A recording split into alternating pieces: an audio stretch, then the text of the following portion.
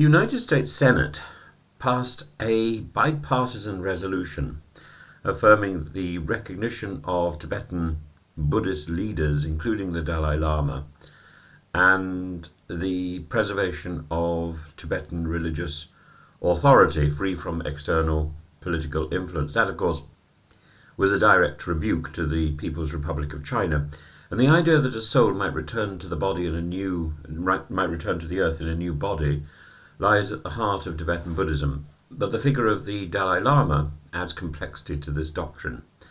As the reincarnation of the bodhisattva of compassion, the Dalai Lama is not simply one soul among many, but a deliberate returner choosing to forego nirvana in order to guide others. It's no quaint spiritual abstraction.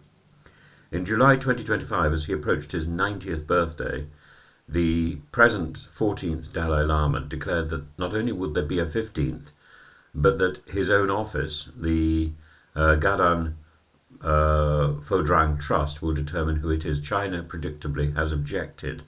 And this sets the stage for a posthumous clash between the Tibetan Authority and the Chinese government.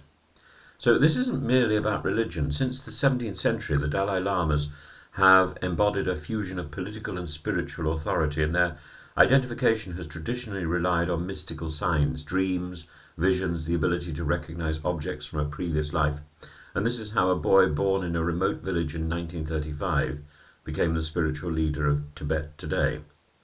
But since the Chinese occupation of Tibet in 1951, these traditions have been brutally constrained. In 2007, the Chinese Communist Party, a self-declared atheist regime, passed regulations requiring all reincarnations to be pre-approved by the state.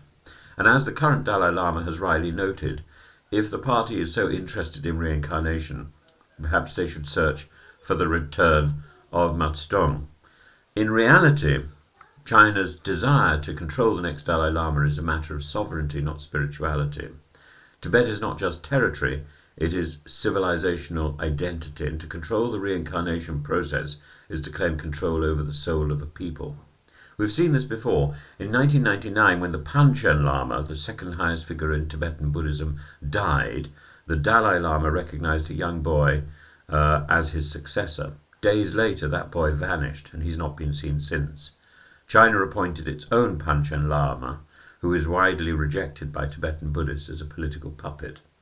Now, the same pattern looms over the Dalai Lama's succession. If history repeats, China will produce its own candidate using the so-called golden urn, a relic introduced in 1792 to formalize the drawing of lots. It's largely symbolic in Tibetan tradition, but Beijing now treats it as gospel.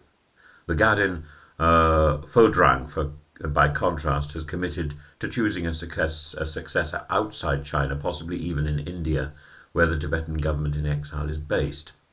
The implications are profound. We may soon see two Dalai Lamas, one chosen by tradition, the other by decree, one spiritually legitimate, the other politically convenient. China will try to export its version of legitimacy through diplomacy and economic leverage. It's already punished Mongolia for acknowledging the Dalai Lama's authority, and one can imagine similar coercion aimed at India, Bhutan, and even Western nations. Yet this is a moment of moral clarity. The Dalai Lama has spent his life preaching compassion, peace, and non-violence. He voluntarily relinquished political control in 2011, handing authority to an elected Tibetan leadership in exile. His succession plans, though unusual, are consistent with that message, that legitimacy comes from consent, not coercion. So here's a closing thought. Reincarnation in Tibetan Buddhism is not a right, it's a responsibility. And the Dalai Lama has used his many decades to bear that responsibility with dignity.